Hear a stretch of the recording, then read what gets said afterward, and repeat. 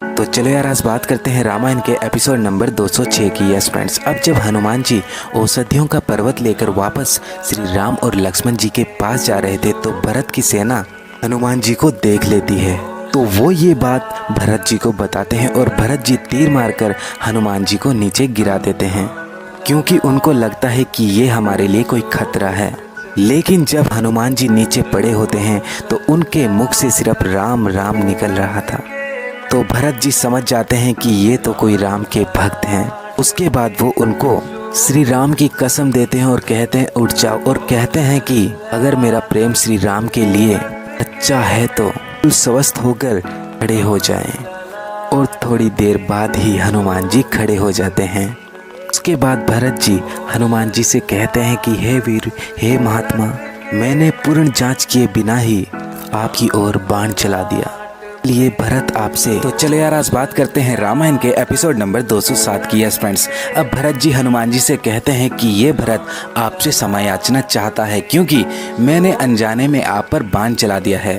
तो हनुमान जी कहते हैं भरत, आप भरत हो? तो उसके बाद भरत जी बताते हैं कि हाँ, मैं दशरथ पुत्र भरत हूँ और श्री राम का छोटा भाई, और तुम तो मूर्छा में भी मेरे भाई राम का नाम जप रहे थे। हे परम भक्त महात्मा, अपना परिचय देने की कृपया करें। तो हनुमान जी कहते हैं स्वामी, मेरे परिचय का क्या मोल है? मैं तो श्री राम का एक तुच्छ सेवक हूँ और मेरा नाम हनुमान है, और परिचय पाकर तो मैं कृत हो गया हूँ। आपके दर्शन से मेरा जीवन सफल हो गया है स्वामी। राम भरत का गुण गाते दिन रात नहीं थकते, पिता की तरह उनके नाम का जाप करते हैं। आज मैं उन भरत को अपने नेत्रों से देख रहा हूँ।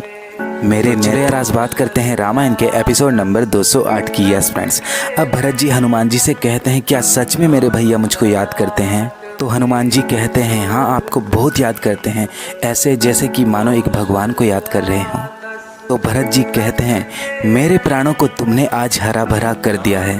अब आप ये बताइए कि वहाँ पर सब कुशल मंगल तो है ना? मेरे भैया भाभी और लक्ष्मण कैसे हैं वो सब? हनुमान जी उनको सब कुछ बताते हैं और उसके बाद ये कहते हैं भी लक्ष्मण जी बहुत बड़े संकट में हैं और मुझको रातों रात ये औषधियाँ वहाँ पर पहुँचानी हैं। तो जब भरत जी भावुक हो जाते हैं तो हनुमान जी कहते हैं महाराज भरत, धीरज रखिए स्वामी, सब सही हो जाएगा, बस आप मुझे जाने की आज्ञा दीजिए।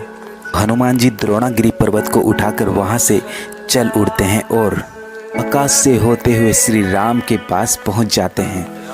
तो उसके बाद क्या होता है ये जानने के लिए मेरा नेक्स्ट एपिसोड। आज बात करते हैं रामायण के एपिसोड नंबर 209 की। यस फ्रेंड्स, अब जब हनुमान जी औषधियाँ लेकर पहुंच जाते हैं तो हनुमान जी कहते हैं वेदराज जी, मैं बूटियाँ लेकर आ गया हूँ।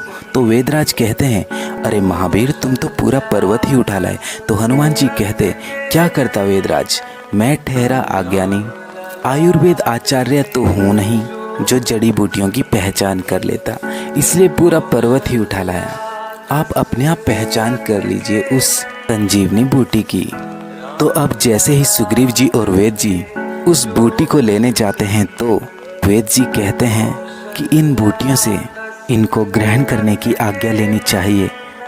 तो उसके बाद वेद जी कहते हैं हे दिव्य औषधि, हे प्राण माता, मैं सुषेण वेद, एक परमवीर, एक सूर्यवंशी राजकुमार के जीवन की भिक्षा तुमसे मांगता हूँ। हे मंगल करनी, अपने प्राणों को प्रकट कर। यार आज बात करते हैं रामायण के एपिसोड नंबर 210 की। यस फ्रेंड्स, और वेद जी कहते हैं अपने दिव्य प्रभाव से, योग्य शास्त्र से आयुर्वेदिक सिद्धांत को सती सिद्ध करो। माता, एक धर्मरत मानव के कल्याण के लिए आपकी पत्तियों की आवश्यकता है। अपनी पत्तियों से मेरे रोगी को आशीर्वाद प्रदान करें। उसके बाद वो पत्तियां वेद जी के हाथ में आ जाती हैं। वेद जी उन पत्तियों को कूटकर उसका रस बनाते हैं और उस रस को लक्ष्मण जी को पिलाते हैं, इससे कि लक्ष्मण जी बिल्कुल ठीक हो जाते हैं। यही लक्ष्मण जी एकदम खड़े होते हैं तो वो कहते हैं कि कहाँ है मेघनाथ और मेरा धनुष बाण कहाँ है, और भैया आप यहाँ कैसे और मैं यहाँ कैसे? श्री राम जी कहते हैं भैया ये रहा तेरा धनुष, तू युद्ध भूमि में नहीं है, धीरज रखो, एक बहुत बड़ा संकट आया था, उसका निवारण किया है कट मोचन हनुमान जी ने। के बिल्कुल ठीक होने से हनुमान जी और श्री राम जी मतलब सभी लोग बहुत ज़्यादा प्रसन्न